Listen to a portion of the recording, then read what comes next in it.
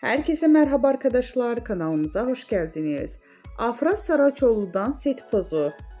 Son olarak Yalı Çapkını dizisinde Seyran karakterine hayat veren Afra Saraçoğlu yeni paylaşımıyla gündeme geldi.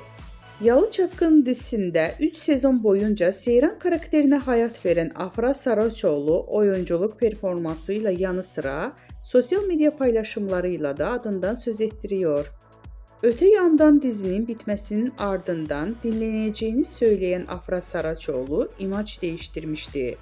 Koyu renkli saçlarını sarıya boyatan ünlü oyuncu son halini takipçilerinin beğenisine sundu.